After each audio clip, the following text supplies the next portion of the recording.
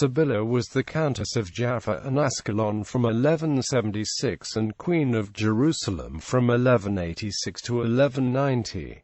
She was the eldest daughter of Amalric I of Jerusalem and Agnes of Courtenay, sister of Baldwin IV and half-sister of Isabella I of Jerusalem, and mother of Baldwin V of Jerusalem. Her mother Melisende had provided an example of successful rule by a queen regnant earlier in the dynasty. She was born into the Frankish noble family of the House of Anjou. Sibylla was raised by her great-aunt, the Abbess Isabella of Bethany, sister of former Queen Melisende of Jerusalem, who founded the convent of St. Lazarus in Bethany for her sister in 1128, and died there in 1163.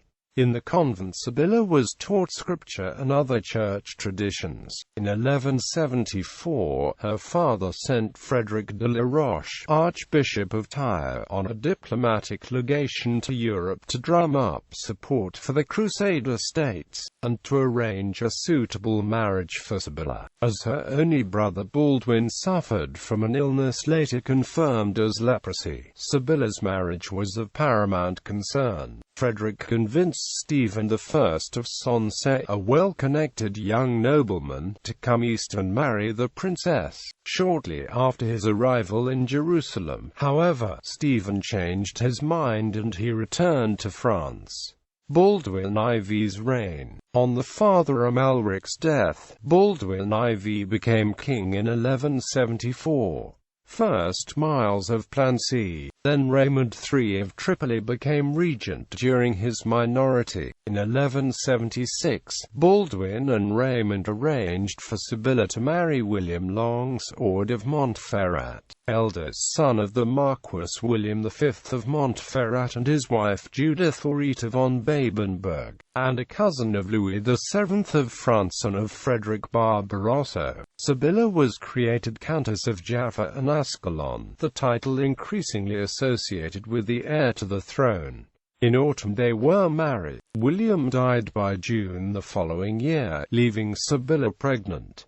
In the tradition of the dynasty, Sibylla named her son Baldwin. The widowed princess remained a prize for ambitious nobles and adventurers seeking to advance themselves and take control of Jerusalem. Philip of Flanders, a first cousin of Sibylla, arrived in 1177 and demanded to have the princess married to one of his own vassals. By marrying Sibylla to his vassal, Philip could control the kingship of Jerusalem. The Haute Court of Jerusalem, led by Baldwin of Ibelin, rebuffed Philip's advances.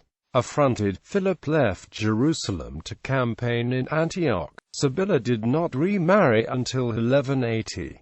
For a long time, popular narrative histories favored an account from the 13th century Old French continuation of William Tyre, partly attributed to Ernul, and associated with the Ibelin family. It claims that Sibylla was in love with Baldwin of Ibelin, a widower over twice her age, but he was captured and imprisoned in 1179 by Saladin. She wrote to Baldwin, suggesting they wed when he was released. Saladin demanded a large ransom. Baldwin himself could not pay the ransom, but was released with the promise to pay Saladin later. Once free, Baldwin went to the Byzantine court, where he received a grant from Emperor Manuel, the emperor previously receiving confirmation from his niece Maria Comnena, the Dowager Queen, of the likelihood of the Sibylla-Baldwin match. However, Agnes of Courtenay advised her son to have Sibylla married to the newly arrived Frankish knight Guy of Lusignan, brother of her personal constable, Amalric of Lusignan, who Ernul claims was her lover. By this, so this narrative alleges, Agnes hoped to foil any attempt by Raymond III of Tripoli from marrying her daughter into the rival court faction, led by the Ibelins.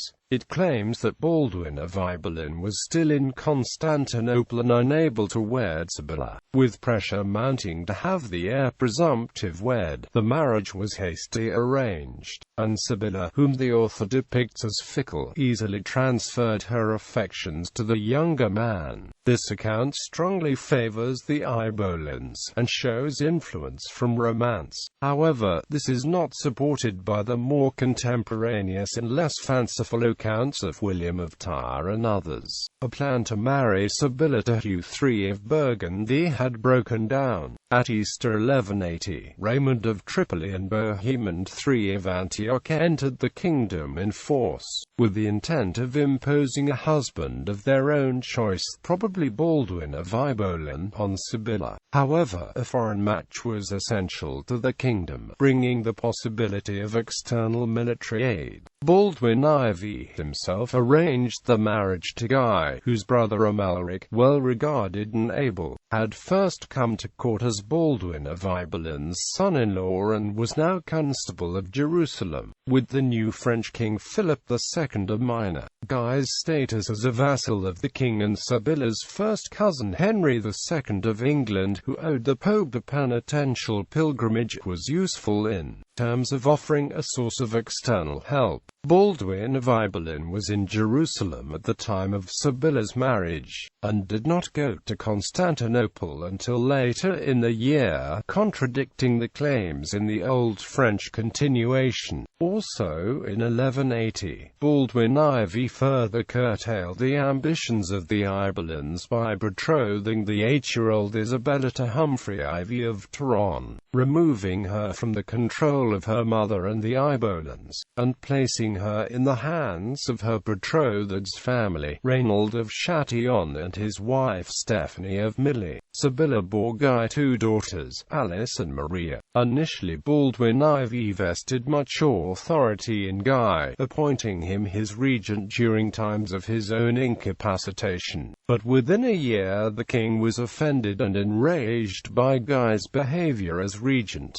Guy overlooked Reynald of Chatillon's harassment of trade caravans between Egypt and Syria, threatening the stopgap accord between Jerusalem and Egypt. Baldwin IV deposed Guy as regent in 1183 and had Sibylla's son crowned as co-king as Baldwin V, thereby passing over her and Guy in the succession. He also attempted to have Sibylla's marriage annulled throughout 1184. Her son was to succeed with Raymond III of Tripoli as regent. If Baldwin V were to expire during his minority, his most rightful heirs would succeed to the regency until his maternal kinsmen the King of England and paternal kinsmen the King of France and the Holy Roman Emperor, and the Pope should adjudicate between the claims of Sibylla and Isabella. Though her husband was in disgrace for his behavior as regent, it does not seem that Sibylla herself was held in disfavor. Throughout these internal political conflicts, an even greater external threat was on the horizon. Saladin, the Sultan of Egypt and Syria, who was steadily building up his power base in preparation for invasion. Meanwhile, Agnes died in Acre sometime in 1184.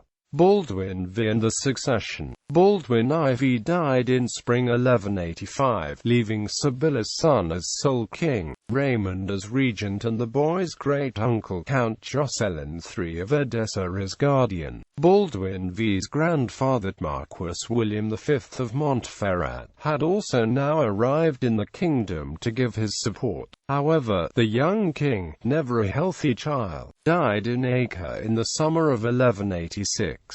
Neither Sibylla's nor Isabella's party seems to have been prepared to accept the terms of Baldwin IV's will, to install a regent and wait for a decision by Baldwin V's relatives in England, France and Germany. Jocelyn and the Marquis William escorted the king's coffin to Jerusalem. Sibylla attended her son's funeral, arranged by Jocelyn, for security an armed escort garrisoned Jerusalem. Raymond III, who wanted to protect his own influence and his political allies, the Dowager Queen Maria Comnena and the Ibolans, went to Nablus, Maria and Balion's home, where he summoned those members of the haute cour who supported Isabella. Meanwhile, Sibylla was crowned queen by Patriarch Heraclius. Reynald of Chatillon gained popular support for Sibylla by affirming that she was «li plus appareil sans a plus trice heist au royaume». Sibylla's detractors resurrected the claim that Sibylla was illegitimate and intended to hold a rival coronation for Isabella. However, in 1163 the Latin Church of Jerusalem had ruled Sibylla was a legal heir and successor to her father. Either way, Sibylla's claim held strong as the haute cour negotiated to recognize her as queen. Sibylla's position was further strengthened when Isabella's husband, Humphrey IV of Toronto, Reynald of Chatillon's stepson, left Nablus to swear fealty to Sibylla and Guy.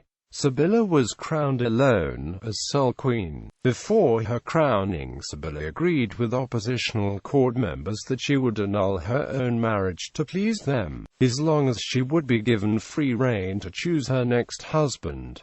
The leaders of the haute cour agreed, and Sibylla was crowned forthwith. To their astonishment, Sibylla immediately announced that she chose Guy as her husband, and crowned him. Of Queen Sibylla's right to rule, Bernard Hamilton wrote, "There is no real doubt, following the precedent of Melisende, that Sibylla, as the elder daughter of King Amalric, had the best claim to the throne. Equally, there could be no doubt after the ceremony that Guy only held the crown matrimonial." Sibylla's reign. Sibylla had shown great cunning and political prowess in her dealings with the members of the opposition faction. She had some support from her maternal relations, the Courtenay family and their allies and vassals, while her rivals were led by Raymond of Tripoli, who had a claim to the throne in his own right, the Baldwin family and the Dowager Queen in Nablus on behalf of Isabella. Queen Sibylla's chief concern was to check the progress of Saladin's armies as they advanced into the kingdom. Guy and Raymond were dispatched to the front with the entire fighting strength of the kingdom, but their inability to cooperate was fatal, and Saladin routed them at the Battle of Hattin on July 4, 1187. Guy was among the prisoners. The Dowager Queen joined her stepdaughter in Jerusalem as Saladin's army advanced. By September 1187, Saladin was besieging the Holy City, and Sibylla personally led the defense, along with Patriarch Heraclius and Balion of Ibolin, who had survived Hattin. Jerusalem capitulated on October 2, and Sibylla was permitted to escape to Tripoli with her daughters. Guy was released from his imprisonment in Damascus in 1188, when Saladin realized that returning him would cause strife in the Crusader camp and that Guy was a less capable leader than certain others who now held sway. The Queen joined him when they marched on Tyre in 1189, the only city in the kingdom that had not fallen. Conrad of Montferrat, brother of Sibylla's first husband William, had taken charge of the city's defences. However, he denied them entrance, refusing to recognize Guy's claim to the remnant of the kingdom, and asserting his own claim to hold it until the arrival of the kings from Europe. After about a month spent outside the city's walls, the Queen followed Guy when he led the vanguard of the newly arrived Third Crusade against Muslim-held Acre, desiring to make the town the seat of kingdom. Guy besieged the town for 2 years. There, during the stalemate in July or August, possibly July 25, 1190, Sibylla died in an epidemic which was sweeping through the military camp. Her 2 young daughters had also died some days earlier. Bernard Hamilton wrote, "Had Sibylla lived in more peaceful times she would have exercised a great deal of power, since her husband's authority, patently derived from from her, and that only the conquest by Saladin brought her rule to a speedy end. Her legal successor was her half-sister Isabella, who was forced to end her marriage to Humphrey of Turon and instead to marry Conrad, but Guy refused to relinquish his crown until an election in 1192.